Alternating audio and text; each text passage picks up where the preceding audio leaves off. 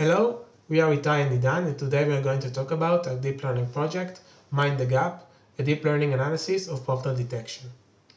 As you all experience when driving to the Technion, there are a lot of potholes on the road. This can cause a significant risk to both drivers and pedestrians, and today, modern computer vision and deep learning algorithms can detect such threats. So what are our goals? First, we train different state-of-the-art object detection models to detect potholes in images. Then we evaluated the models on the data with custom motion blur noise.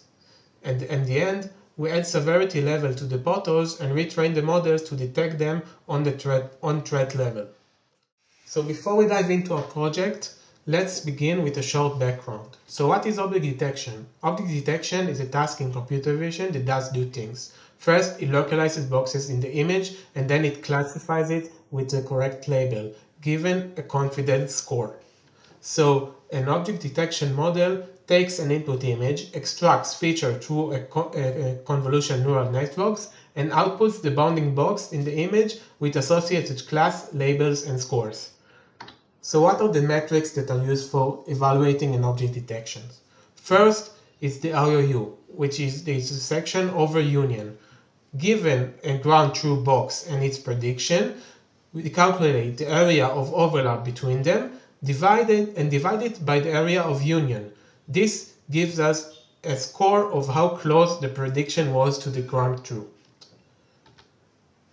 So the metrics that we used to evaluate the models is a mean average precision for boxes that achieves a ROU of over 50%, meaning that a prediction is a true positive only if its ROU is at least, with the ground truth, is at least 50%. Otherwise, it counted as false positive. So let's talk about the method. First, about the dataset. The dataset contains 600 images of the roads with tag potholes. We split the data to train, validation, and test set. About the models, we've used common object detection models. The first four are from torch vision, for example, faster RCNN, which consider accurate but slower from the others. We have also included YOLO after seeing it in most related works. We've used Optuna for higher parameter tuning and chose the best configuration based on the validation set. We also added noise and data augmentation, which we'll talk about later. So regarding the training, here are the results of each model trained for 100 epochs. The loss is presented in a logarithmic scale. It is interesting to point that the YOLO model had the best mean average precision results on the validation, which correlates to its performance on the COCO datasets. We can also see that some models converge to a local minima, while others oscillated, both achieving bad results. So let's talk about noise and data augmentation. This is the unique part of our work.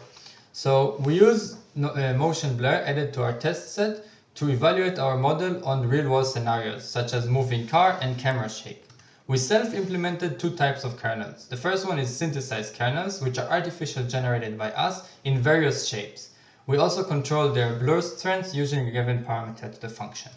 The second type of kernels is a given dataset generated by Professor Anat Levin from our faculty, which are recorded camera shake kernels reconstructed from the point spread function of real recorded footage. Here you can see them in these images.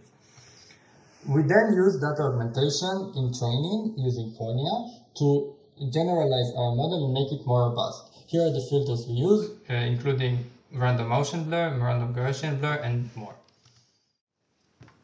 So let's see the results. In the following graph, we can see the different models represented by the different colors and the triangles representing the models that were trained on an augmented data.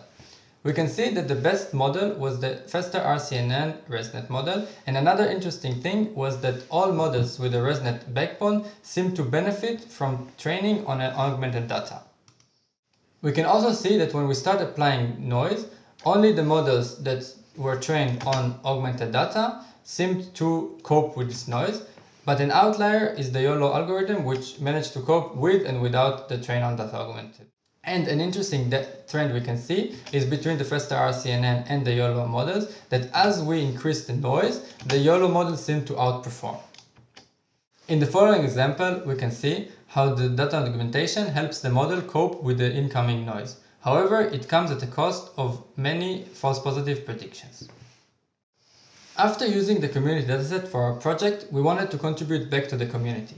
A main challenge we had with the project was with the old dataset. So we revised it. We added 3 severity classes for the potholes based on the threat they pose on pedestrians and vehicles, as well as added new images from roads in Israel and fixed inaccuracy in the data. In the following video, you can see our best model retrained on the revised dataset. So let's summarize our project. We evaluated different models on the pothole detection task. YOLO and FastR CNN ResNet showed the best results. We also used data augmentation to improve our model's robustness, and we contribute to the community by revising the dataset and adding severity tags to it, which you can see the results of in this video. Thank you for listening.